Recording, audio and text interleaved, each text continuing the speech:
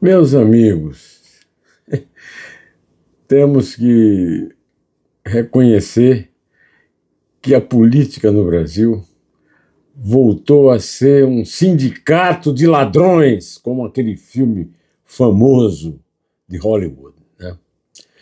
Neste comentário de hoje, eu vou mostrar a complementação do momento estúpido a que chegou a disputa pelo poder na República, excluindo qualquer possibilidade de o eleitor, de o cidadão interferir no poder republicano.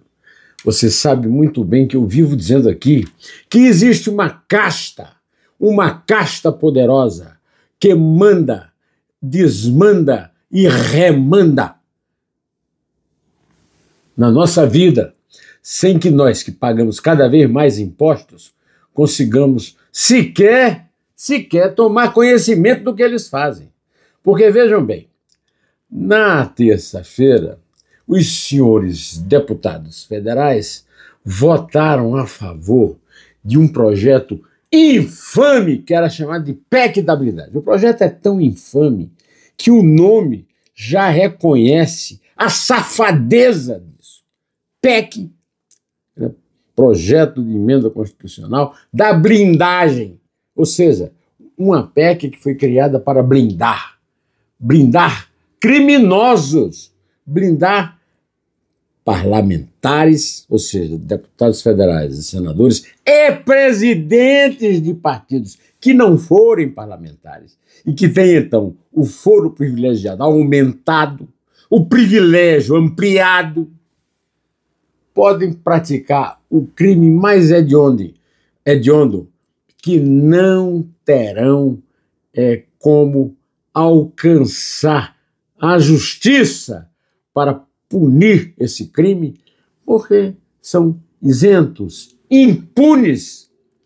Então, quando você vota em qualquer político, de qualquer partido, você está votando numa pessoa que vai assumir o poder absoluto sobre a sua vida, inclusive, né? Sobre a sua segurança. Por quê? Eu já expliquei isso aqui no meu comentário de quarta-feira, 17, quando esse crime foi ampliado. O crime foi ampliado porque o que foi derrotado na terça, quando essa PEC infame da blindagem foi aprovada, o sigilo sobre o deputado, o senador ou o presidente de partido que praticar um crime foi recusado. Percebido isso, o presidente da Câmara dos Deputados e sócio de Lula do PT no Poder Executivo, manda-chuva do Brasil, né? Pois então, o que é que ele fez?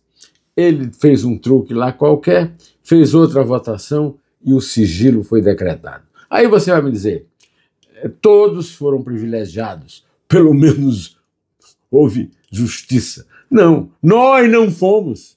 Nós não sequer podemos saber que um deputado, senador, presidente de partido, praticou um crime e não pôde ser punido, apenado por ele, por causa do seu mandato, um mandato que você deu a ele. Então eu vou repetir aqui o que eu falei, dizendo o seguinte: a única solução para isso tinha que ter sido dada pela Constituição de 88, quando se votou o voto proporcional no lugar do voto distrital. O voto distrital é o único voto que garante um cidadão, um voto.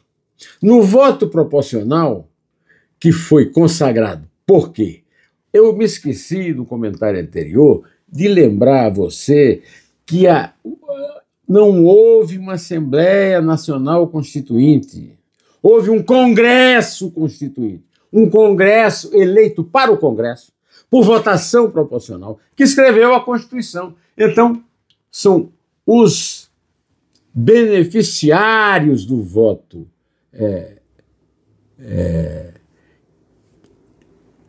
errado, do voto que não dá a cidadão o direito igual a outro cidadão, né? Um cidadão pode ter mais poder do que o outro, e eles votaram manter esse primeiro privilégio, um privilégio enorme, o privilégio de tirar da cidadania o seu poder de eleger de fato um poder judiciário.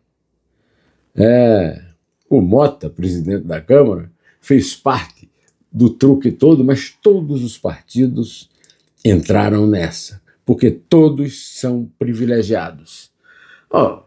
Basta vocês verem a denominação de processos de tentativa de punição de corruptos na política.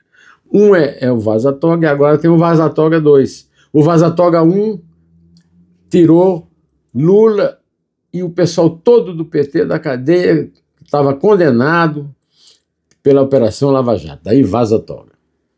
Agora apareceu a Vaza Toga 2, que exatamente atinge o pessoal da esquerda que foi liberado da cadeia pela Vaza Toga 1.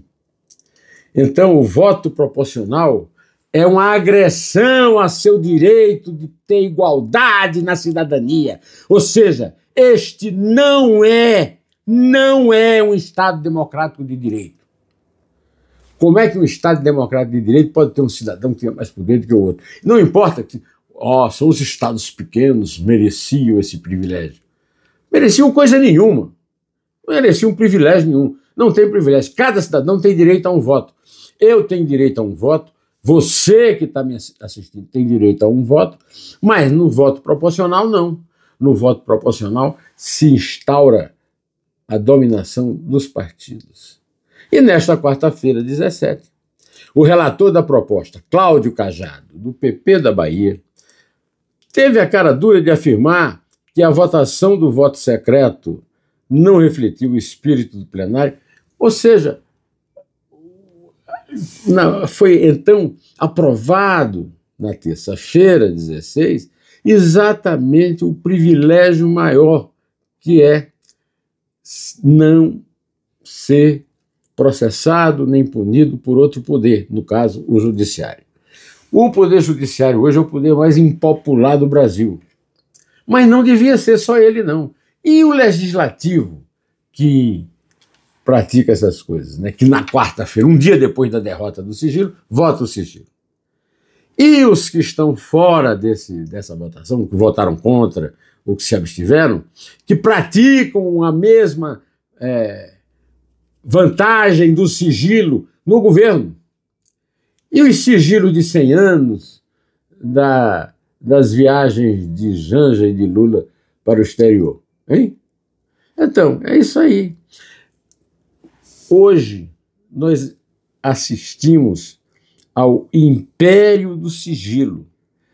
O que ofender a um poderoso da casta está protegido pelo sigilo.